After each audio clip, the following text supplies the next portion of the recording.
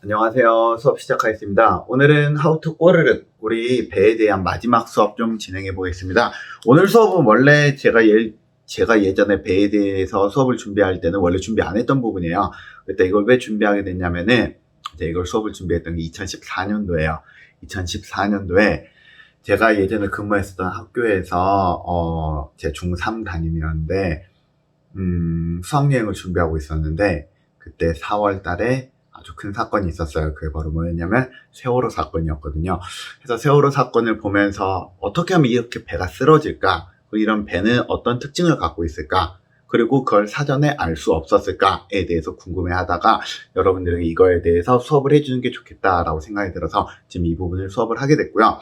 자, 이제 이 부분 수업을 하기 이전에 여러분들이 기존에 어느 선까지 알고 있어야지 수업을 들을 수 있는지에 대해서 좀 이야기하고 수업 내용을 진행을 해보겠습니다. 오늘은 그래서 수업이기도 하지만 여러분들 선배들 이제 꽤 많이 지났구나. 이 선배들이 어떤 안타까운 일이 있었는지 좀 우리가 한번 알아보도록 하겠습니다. 한번 물어볼게요. 자, 여러분들이 지난 시간에 수업을 들었다면 알 수 있다시피 배에는 물건을 싣게 되면 배는 점점 가라앉게 돼요. 즉, 흘수가 점점 높아지게 된답니다. 그럼 한 가지 물어볼게요. 여러분들이 세월호라는 배가 여러 가지 이유 때문에 쓰러지기 위험한 상태였다는 것 정도는 알고 있으신가요? 자, 이제 그 쓰러지기 위험한 배를 바깥에서 보았을 때 이 배가 쓰러질 배인지 아니면 안정감이 있는 배인지 알 수 있는 방법이 있을까요? 없을까요? 놀랍게도 결론은 없습니다. 왜 그러냐면은 배에 물건을 실으면은 배는 점점 배는 가라앉는다고 했잖아요. 배가 가라앉아서 배가 만재 배수량이 되는 걸 우리가 흘수라는 걸로 확인을 해가지고 건염표로 우리가 확인을 한다라고 지난번에 말했는데 여기에 물건을 실으면 이게 물건이 쌓여가지고 이렇게 올라가는데 문제는 물건을 내가 아래다 많이 쌓았는지 위에다 많이 쌓았는지 지금 보는 이 흘수표에서는 전혀 보이지가 않아요. 이게 원래 보이지 않는 내용이란 말이야. 그러면은 이 흘수라고 말하는 게 이게 위에 쪽에 쌓았는지 아래쪽에 쌓았는지 이거에 대해서 뭔가 이 두 가지가 차이점을 가져다 주느냐. 문제는 이 두 가지가 아주 크나 큰 차이점을 가져다 주기 때문에 문제가 생긴 거랍니다. 이제 여기에 대해서 좀 이야기를 한번 해봅시다. 배가 물건을 이렇게 싣고 돌아다니는 배는 있잖아. 우리가 배가 한 요 정도 가라앉았다라고 해보면은 배의 몸무게가 있기 때문에 몸무게의 중심점을 구해줄 수 있습니다. 배의 몸무게의 중심점을 한 이렇게 구해주면 되겠지. 몸무게의 중심점을 우리가 보통 G라고 쓰고 이거를 무게중심이라 부릅니다. 근데 배는 우리가 배가 물 위에 떠 있다라면 무게중심, 그래서 즉 위에서 아래 내리는 중력 말고도 아래에서 위로 올려드는 부력 또한 작용을 하게 되는데요. 부력은 우리가 지난번에 배웠다시피 물 아래로 들어가 있는 얘네들 때문에 빠져나온 물의 양에 해당하는 무게에 해당하는 것만큼이 부력이 생기는데요. 이 부력은 아래에서 위로 작용을 할 거고요. 이거는 당연히 여기 있는 이 물을 퍼낸 것들의 중심이 될 거예요. 이 점을 보고 우리는 뭐라 부르냐면은 우리가 부력의 중심이다 라고 해서 부심이라고 불러준답니다. 여러분들이 봤을 때 단어가 이상해 보여도 진짜로 이거 부심이라 부르는 단어랍니다.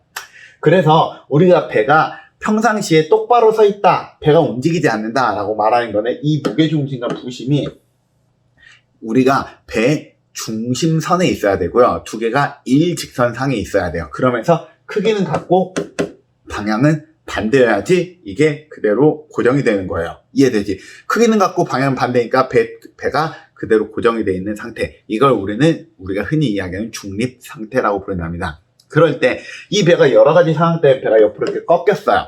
배가 옆으로 꺾이면은 이 중립 상태에서 배가 뭔가 불안정한 상태로 되는데 이 불안정한 상태에서 원래대로 돌아가려는 성질을 보고 우리는 무엇이라고 부르냐면 보관성이라 부르고 그 보관성이 프린트에 써 있는 내용이에요. 선박이 외부로부터 힘을 받아서 기울어질 때 원래대로 돌아가려는 성질, 이걸 우리는 보관성이라고 부른답니다.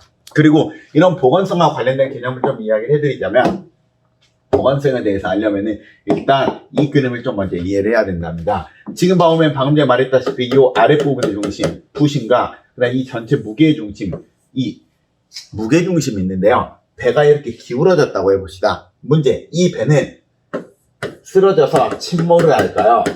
아니면 원래대로 우리가 복구가 될까요? 복구라 부르면 좀 웃기구나. 복원이 될까요? 쓰러질까요? 원래대로 돌아갈까요? 이것만 보면 알 수 있을까요? 모를까요? 놀랍게도 알 수가 있습니다. 무엇을 보면 알 수 있느냐? 여기 있는 요거.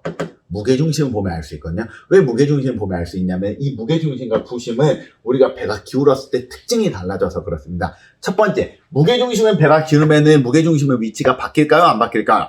당연히 안 바뀝니다. 내가 몸이 기울었다 해서 내 몸의 중심이라 부르는 거는 내가 배를 하나 만들어 놨거든. 여기 있는 배가 예를 들어서 무게중심이 어디 봅시다.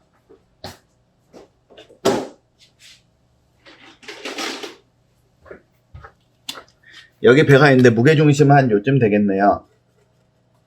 얘가 무게중심이란 말이야. 무게중심에서부터 아래로 이렇게 힘이 작용을 할 거란 말이에요.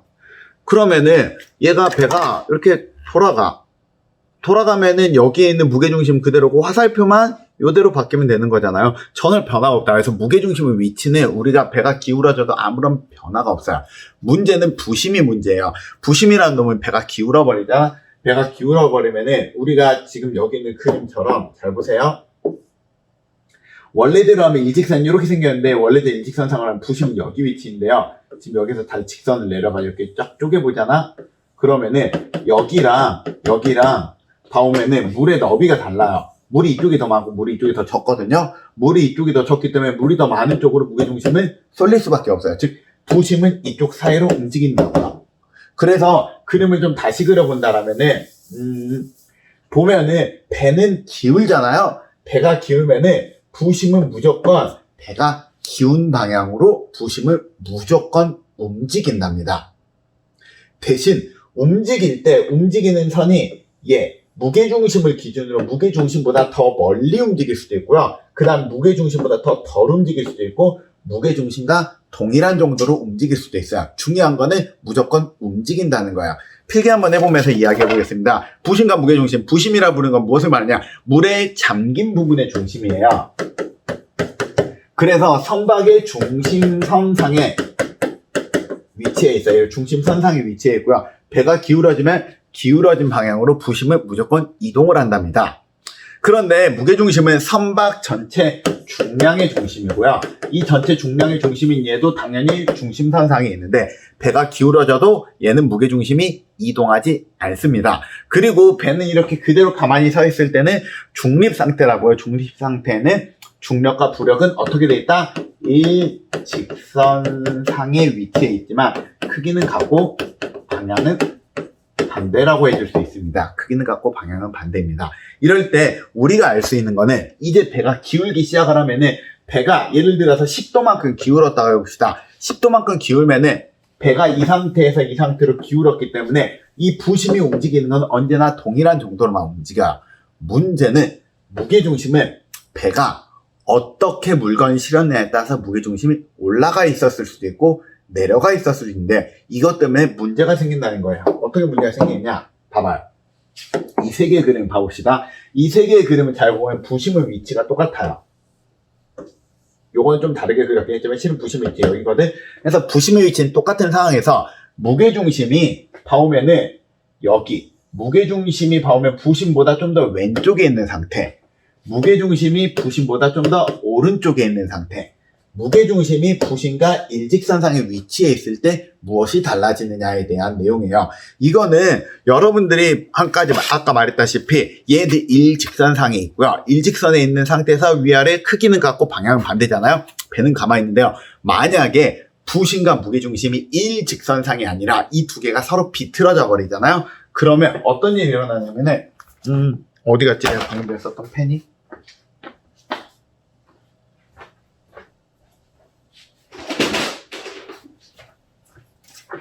자, 여기에서 그림을 한번 그려볼게요.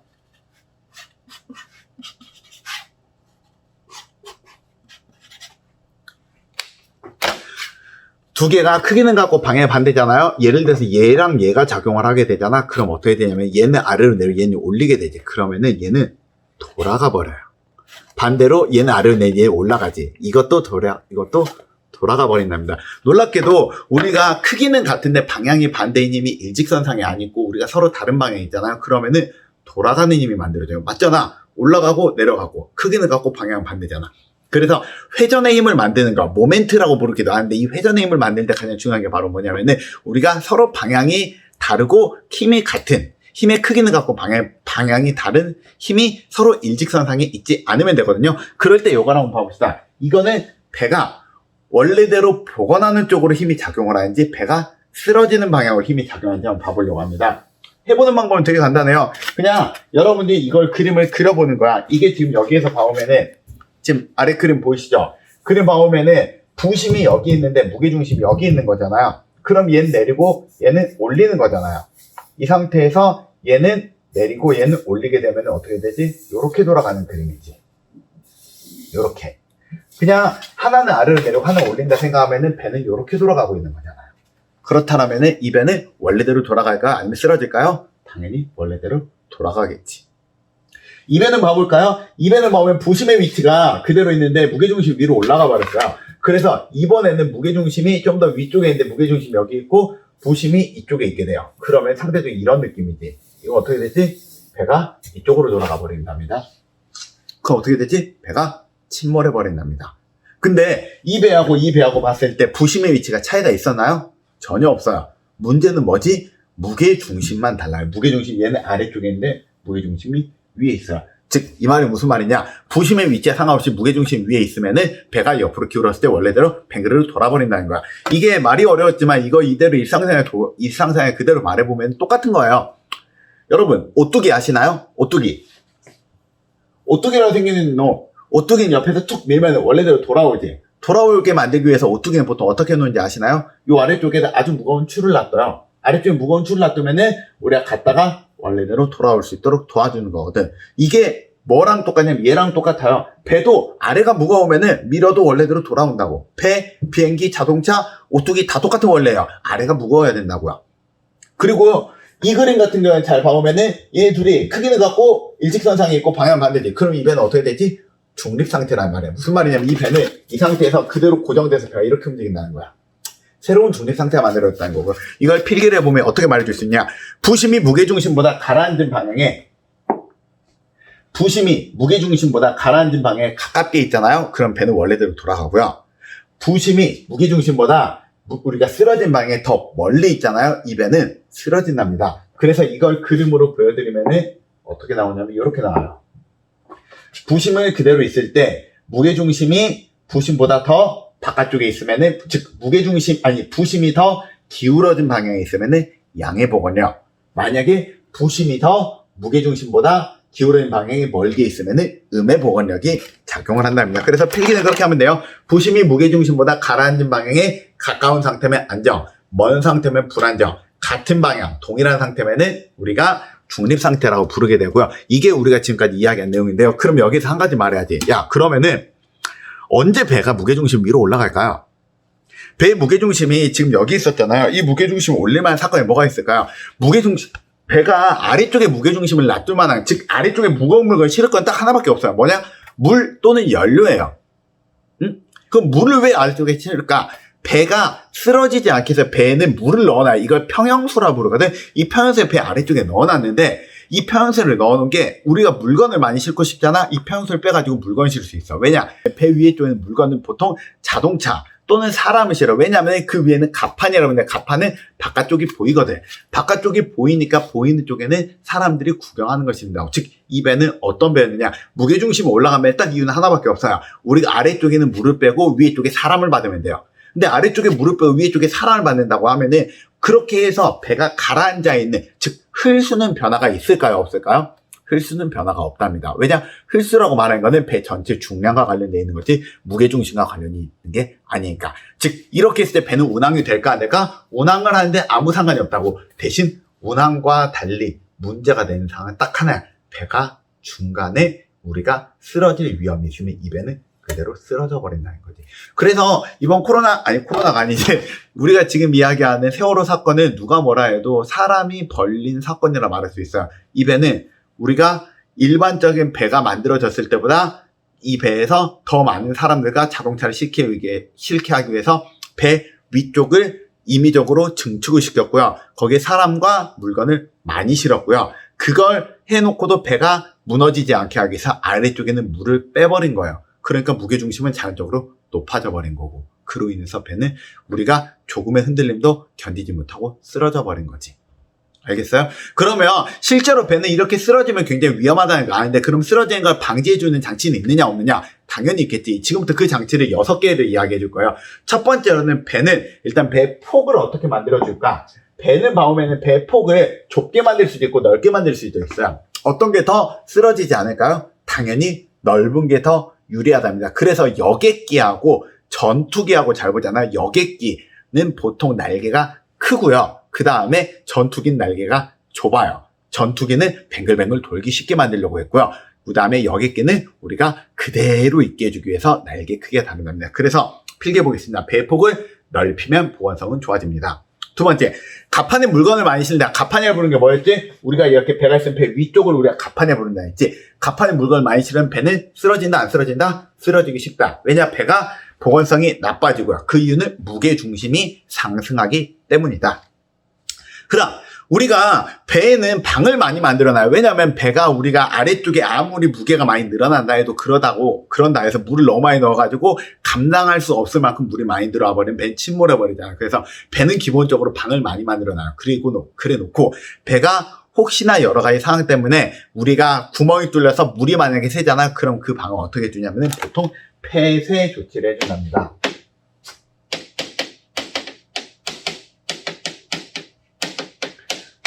그래서 배는 보통 일단 방을 많이 만들어 놓고요. 문제가 생기면은 폐쇄 조치하는 게 굉장히 일반적인 사항입니다. 자, 그 다음, 배는 또 그리고 어떤 장치를 해놓냐면은 안쪽에 내가 아까 이야기했다시피 배는 있잖아. 배가 기울어져도 무게중심 변화가 없다 했잖아요. 실은 놀랍게도 엄밀하게 말하면 무게중심이 변화가 있어요. 왜냐면은 배에는 뭐가 실리지? 사람이나 화물이 실리잖아요. 사람이나 화물이나 연료 같은 거 배가 기울어지면은 기울어진 방향으로 무게중심이 이동을 해버려요. 무게중심이 이동을 해버리잖아? 그러면은 부심보다 무게중심이 더 기울어진 방향이 더 가까워지기 더 유리하니까 배는 더 쓰러지기 쉽거든요. 그러니까 실제로는 배는 기울어진 방향으로 무게중심을 옮겨지지 않을 수 있는 장치를 만들어준답니다. 그게 바로 뭐냐면 안티롤링 탱크예요. 안티롤링 탱크라는 거는 우리가 무엇을 말하는 거냐면 배에다가 우리가 평형수를 넣어줄 때 이렇게 U자형 관에다 넣어줘요. U자형 관에다 넣어놓고 우리가 배가 옆으로 기울잖아요. 그럼 배가 기울어가지고 물도 옆으로 이동을 해야 되는데 롤링 탱크 아래쪽 U자로 만들어 놓잖아. 이 아래쪽에서 물이 넘어가는데 상대적으로 시간이 걸려요. 그 시간이 걸린 동안 무게중심이 상대적으로 이쪽으로 쏠리지 않고 무게중심이 반대쪽으로 쏠리는 현상이 생긴답니다. 그래서 우리가 배가 흔들림을 줄여줍니다. 마치 무엇과 똑같냐면은 우리 자동차 현가장치에서 쇼크 업셔버라는 거 배웠잖아요. 쇼크 업셔버. 우리가 움직이지만 좁은 공간을 통과하게 만들어서 우리 천천히 움직이게 해주는 거랑 동일한 역할을 해주는 게 바로 지금 이야기하는 안티롤링 탱크입니다. 그래서 필기해 보겠습니다. 안티롤링 탱크라는 건 커다란 U자형 관이 배 안쪽에 설치하고 그 안에 물을 채워둔 장치고요. 배가 기울어지더라도 물이 U자관을 통과하는 시간이 오래 걸려가지고 급격하게 기우는 거를 저항을 해준답니다.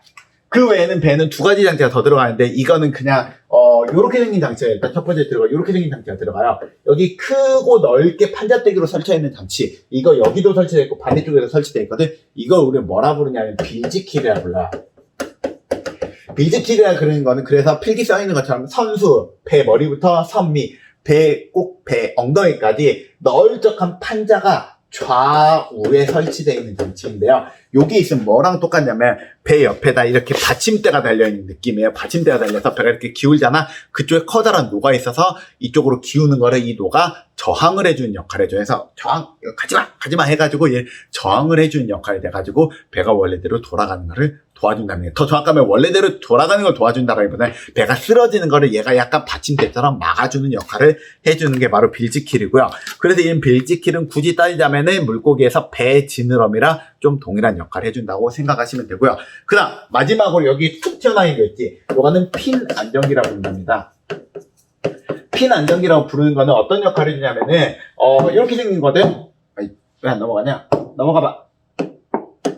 이렇게 생겼거든. 배에 약간 날개처럼 생긴 장치예요. 날개처럼 생겼으면 이건 역할은 뭘까요? 날개랑 똑같이 양력을 만들어주는 장치예요. 단지 비행기는 날개가 항상 펴져 있고 고정이기라 하면은 얘는 날개는 평상시엔 접어놨다가 필요하면 펴고요. 날개가 이렇게 좌우로 이렇게 엉덩이가 이렇게 움직일 수 있도록 돼 있어요. 왜 이렇게 움직일 수 있도록 되어 있느냐? 우리가 원하는 쪽에 양력을 만들어주고 원하지 않는 곳에 양력을 없애주기 위해서. 그래서 이게 만들어져 있거든요. 예를 들어 여기 배가 있는데 이 배가 기울어서 이렇게 기울었잖아. 기울었으면 기운 걸 우리가 이 날개를 이용해서 양력을 만들 때 이쪽은 양력을 위로 만들어주고 이쪽 양력을 아래로 만들어주는 거야. 무엇을 이용해서? 이 날개를 아래로 내려주면 양력은 위로 생기고 날개 위로는 양력 아래로 생기니까. 이거 마치 비행기에서 뭐랑 비슷하지? 비행기에 우리가 날개 제일 끝에 있는 보조익이라 불렀던 에일러론과 동일한 역할을 해줄 수가 있겠지. 그래서 에일러론과 동일한 역할을 해주는 게 바로 이 핀 안정기라는 거고요. 이건 실제로 배에는 장착이 돼 있긴 하지만